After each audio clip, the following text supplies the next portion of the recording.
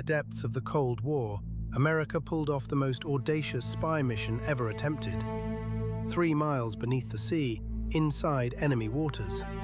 In the 1970s, both superpowers were desperate for one thing: to hear what the other was saying. To understand why, picture the world in 1971. 2 superpowers, thousands of nuclear missiles aimed across the globe, and almost no way to know the other side's true intentions.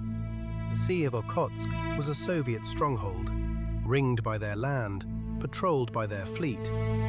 To them, it was a private lake no enemy could ever enter.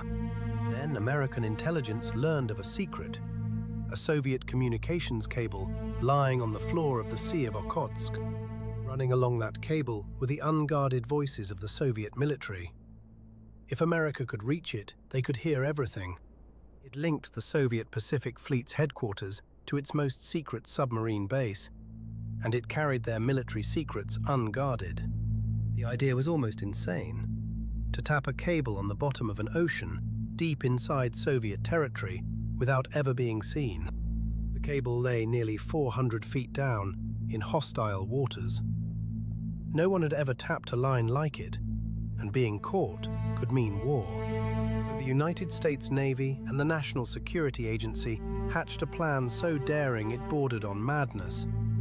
They called it Operation Ivy Bells. The mission fell to a single submarine, the USS Halibut, secretly rebuilt as a spy ship and disguised as harmless ocean research. The Halibut was no ordinary submarine. Once built to launch nuclear missiles, she had been gutted and reborn as America's most secret spy vessel. Bolted to her deck was what looked like a deep-sea rescue chamber. It was a lie, a disguise hiding the divers who would do the impossible. For weeks, she crept across the Pacific in total silence. Every man aboard sworn to a secret most of the world would never learn. In 1971, the Halibut slipped past Soviet defenses and crept deep into the Sea of Okhotsk. Somewhere on that vast, dark seabed lay a cable just 5 inches wide. They had to find it. The seabed was the size of a country, and the cable was thinner than a man's arm. It seemed utterly hopeless. Then a diver remembered a clue. On land, the Soviets posted signs warning ships not to anchor near the cable. Follow the signs, and they would find the line. Then they found it. The cable, with a Soviet sign nearby warning ships not to anchor. They were in the right place. Hidden in the submarine's hull was a secret chamber, where deep-sea divers waited, ready to step out into the crushing dark. To survive the pressure outside, the divers breathed an exotic gas mixture, their bodies slowly squeezed to match the crushing weight of the deep. The divers stepped out of the submarine into near-freezing black water, hundreds of feet down. They carried a device 20 feet long, a recording pod designed to wrap around the cable without ever cutting into it. Its genius was that it never touched the wire inside. It simply sensed the faint magnetic field leaking from the cable and read the conversations from that. In near total darkness, the divers worked for hours in freezing water, gently fitting the device around the cable without leaving a single mark. It didn't pierce the cable. It simply listened, reading the signals through the casing, completely undetectable. It was so cleverly built that if the Soviets ever raised the cable to repair it, the tap would simply slide off and vanish into the silt, leaving no proof at all. Run for months in total darkness, the pod carried its own nuclear power source. From that moment on, the pod captured every secret message the Soviets sent down that cable. Weeks later, when the first tapes were played back, the room fell silent. They could hear Soviet officers speaking freely, with no idea they were heard. Then the Halibut turned for home, leaving a piece of top-secret American technology sitting on the floor of a Soviet sea. Powered by its nuclear core, the pod listened on alone, month after month, in the cold and the dark, stealing an empire's secrets. In a few months, the submarine returned, and divers swapped the tapes for fresh ones. What they recovered was a gold mine. Soviet fleet movements, naval plans, even nuclear strategy. The recordings revealed how the Soviet Navy planned to fight a war at sea. Its tactics, its patrols, the movements of its nuclear submarines. Most valuable of all, it offered a window into the question that haunted Washington: whether the Soviets were planning a nuclear-first strike. Soviets felt so safe in their own waters that they hadn't even bothered to encrypt the messages. What America heard was, in a strange way, reassuring. The Soviets were cautious, not poised to strike. In the darkest years of the Cold War, that knowledge was priceless. For nearly a decade, America listened to the Soviet Union's most guarded secrets. The operation was so successful, it expanded.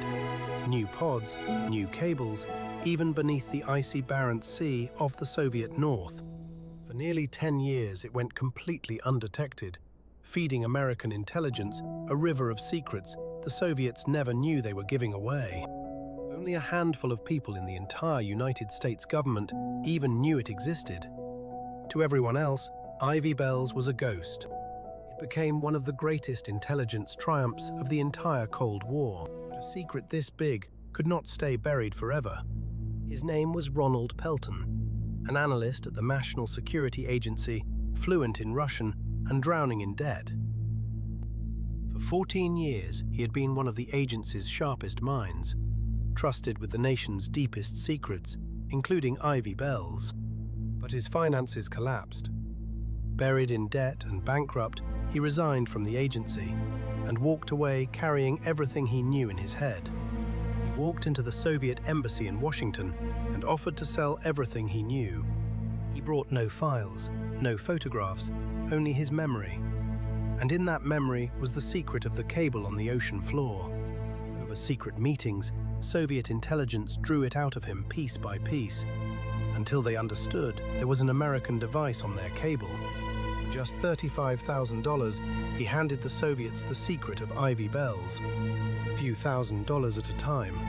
That was the price of one of the most valuable secrets his country had ever held. And just like that, the Soviets knew there was a tap on their cable. Now they knew exactly where to look, and quietly they began to move. In 1981, American satellites spotted Soviet salvage ships anchored directly over the secret site. At the NSA, the dread grew slowly. Soviet ships anchored for weeks over the one patch of ocean that should have meant nothing to them. They knew. A submarine was rushed back to recover the pod before it was too late. When the divers reached the seabed, the pod was gone. The Soviets had pulled it from the deep. Pelton might never have been caught until a Soviet defector walked into American hands and named the man who had betrayed Ivy Bells. In 1985, the FBI closed in.